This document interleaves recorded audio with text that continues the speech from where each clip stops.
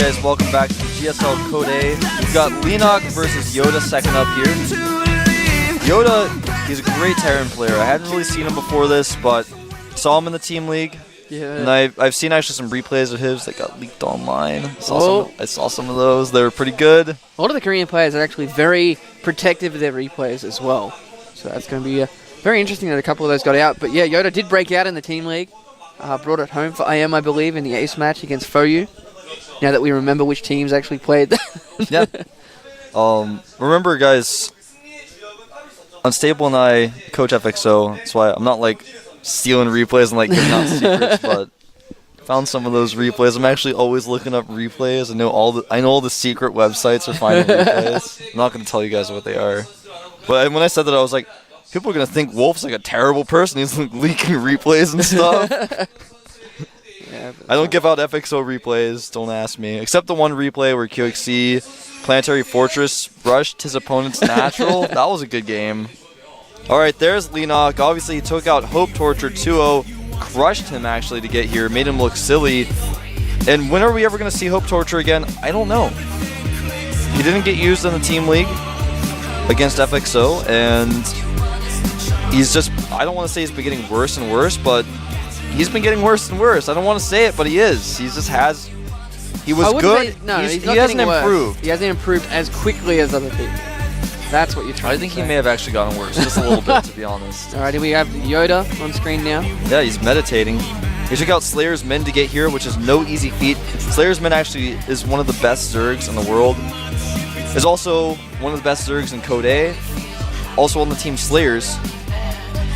Slayers, tons of great practice partners. So I think Min, to be honest, is way better than Leenock is. So if he took out Min, taking out Leenock, he may be feeling pretty confident about it. I'm not going to say it's easy to take out Leenock because Leenock trains a lot. But I think that he's definitely the favorite here today. Yeah. Definitely the favorite in this matchup. Like, Leenock is a very strong player, but the way we saw YoDa dismantle Min, it's going to be a tough day for Leenock. Yeah, hopefully YoDa doesn't drop too many Manor Mules, though, because I heard that was a problem. You know, I actually wasn't able to watch that game live in the studio. Kind of skipped around the VOD of that just to see how he did. And people were telling me, did you see all the mules? I saw some of them. They looked a little misplaced. Of course, the map set here, we have Crossfire SC first up, followed by Calderim Alta, and then Crevasse at the end. Interesting map set. The Crossfire, a very good map for Terrans. And then the other two maps, pretty balanced. Some people say that Crevasse is imba for Terran because you can get a free base. Some people say that. I disagree. I don't think it's imba for Terran. Imba for Terran. You see that a lot on the forums. That's right. So, best of three between these guys. Winner will move on to round 8. Yep. And we'll see which one can take it out. Leenock or YoDa. There we go. Did you forget? No, I didn't forget. I was just seeing if you did. We're always testing each other to forget things. Trying to make you get the map's loaded. Are we going to go into it? Are we going to go? Are you ready? You're not ready. You don't look very ready. Of course I'm ready. Just don't know when we go. All right, we're in the map. There we go. Let's go.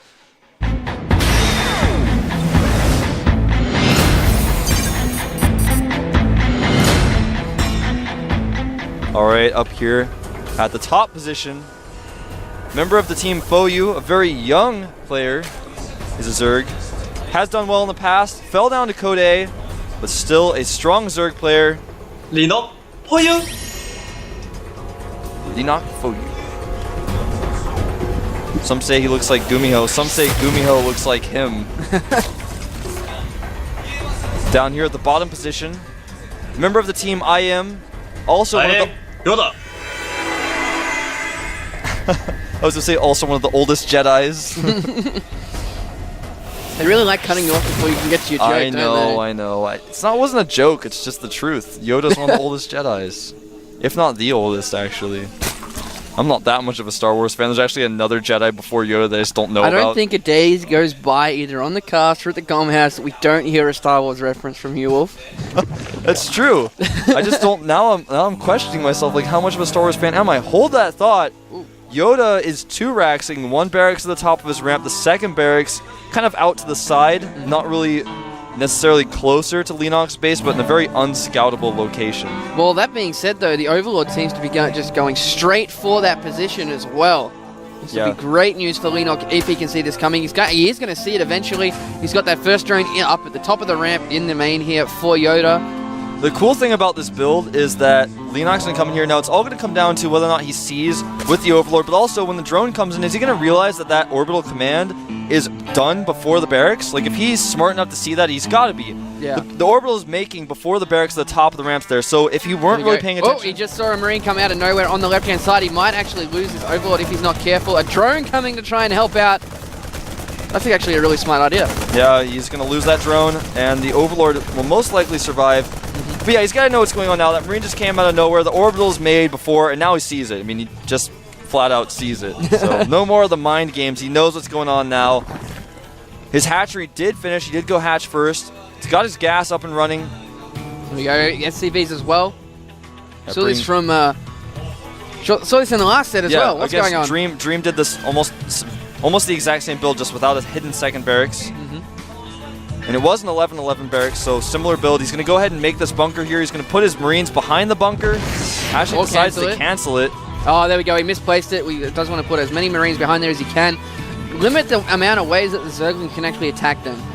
Now he's going to put these SCVs most likely on stop position around the bunker. Actually, no, he's getting extremely aggressive, but Leenock Zerglings have gone around to cut off reinforcements. Oh, no, he's going to get that clean. In a very bad position. The first bunker is almost finished, but he does have those wings, like you were saying, in the perfect spot to catch any reinforcements. He's got the tower, so the reinforcements can't even circumvent those lings. Well, the problem is there are bunkers here, and there's still a sizable Marine force. There's 4 Marines here and 3 SCVs. More Zerglings coming out. The problem is that second bunker will finish, and that bunker will hit the hatchery. Leenock does not have any spine crawlers up.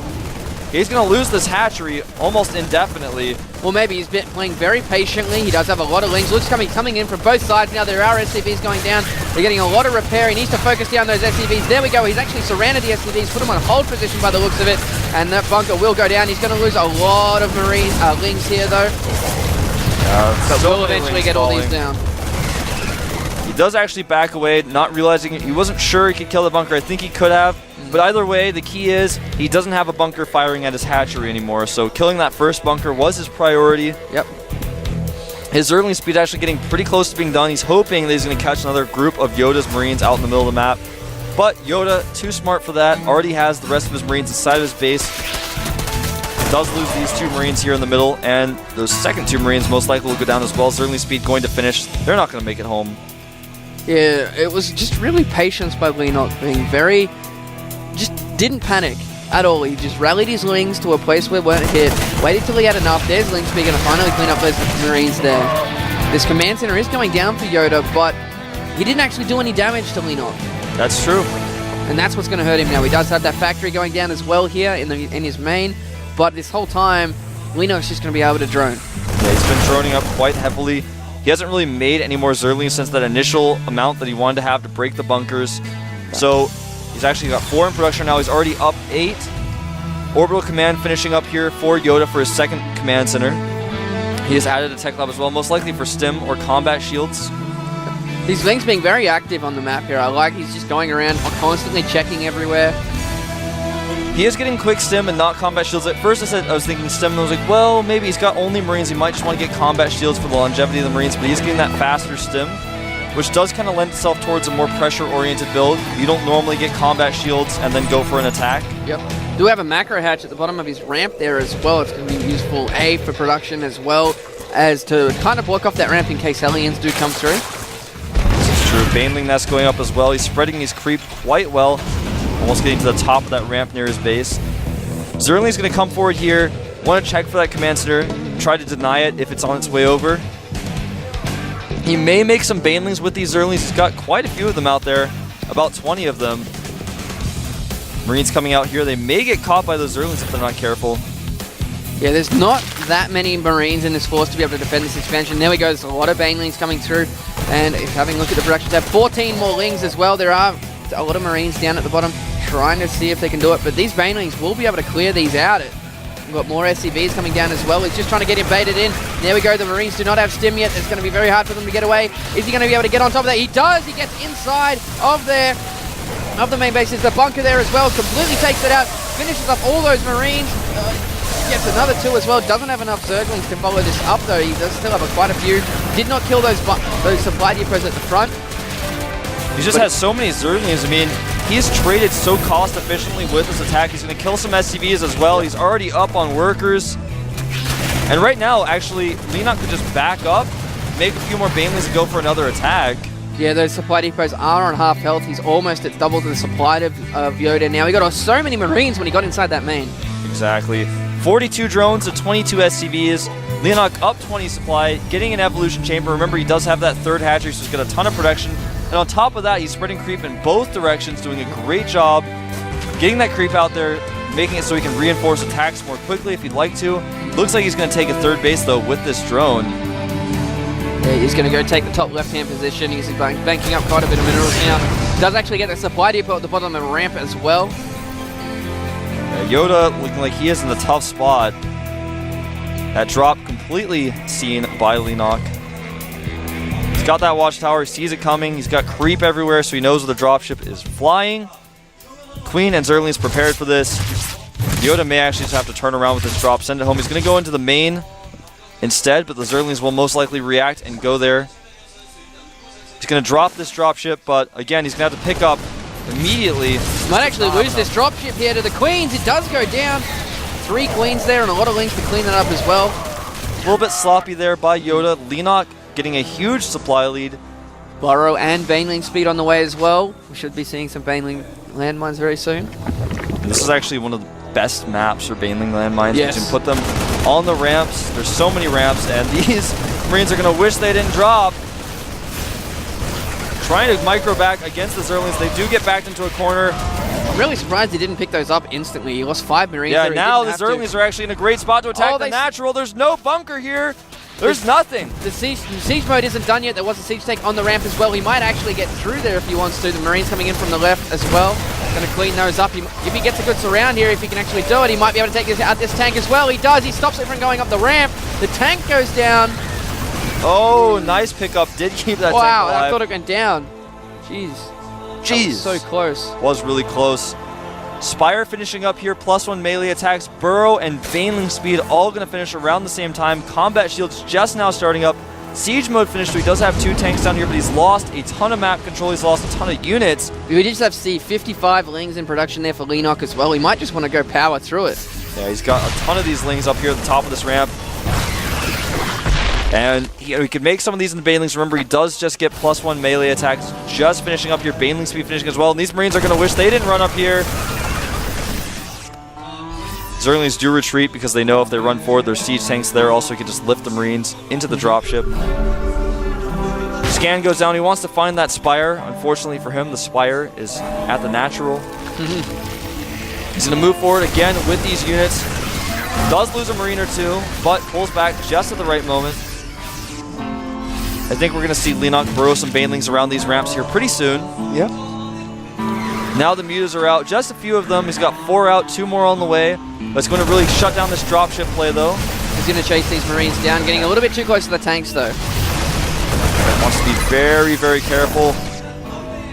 And there are all the mutas actually going to engage with him here. Actually going to go forward and try to attack the tanks. Well, he's getting a lot of the Marines down. There's still a lot of mutas here. He might actually be able to take out those Marines. Does decide to back off, though. Better safe than sorry, I always say. 5 more mutas in production as well. Also droning up his 3rd there. He's getting that +1 flyer attacks. It's going to make him take out siege tanks much faster. +1 weapons on the way for the infantry of YoDa. That's going to make it a lot easier to defend against these mutas as well. Missile turrets going up in the main and the natural to help defend as well. YoDa, though, in a tough spot. He's 40 supply down. He doesn't have a 3rd base. It's going to be very difficult for him to ever move out on the map. Here come the mutas again. Though with that many Marines, the missile turret there, he is going to have to back away, try to find another entrance. Goes into the main here while the Marines are on the outside. Then just leaves. He's forcing a lot of stims, keeping that medevac energy low. He's trying to bait these Marines actually over to those Baneling mines. We got a split-second shot of them there. He's got Baneling mines up at the top of this ramp and the middle choke point as he takes a 4th base. Yeah, he is taking that 4th over on the right-hand side. So these mutas not just allowing them. Oh, he might get a tank there, very close. Does get it down eventually. Wasn't able to pick it up this time. Yep. And the Marine's getting so annoyed by this, but he's going to bait them into the Baneling landmines. That's what he's trying to do here. Just attacking tanks and drawing those Marines away. Attacking this depot now. Just playing very risky with these. A scan goes down. He does take out the Baneling mines at the north, but it's still the ones over here at the east. Not been taken out. He's going to take out a siege tank. Does take it out. Remember, he has +1 on these mutas. Takes those tanks out very quickly. YoDa having no tank upgrades. Does have that +1 attack for his infantry. Spines going down everywhere just to be safe from these drops. And the mutas, just so many mutas, too many to deal with. In fact, I'll give you guys the mutalist count right now. There's 27 here, 4 more on the way. He's about to have 31 mutalists. That is so many mutas. Look how fast you can kill a siege tank with that many mutas. Yeah, the more tanks he can get down here, he's actually coming in, takes out that turret as well.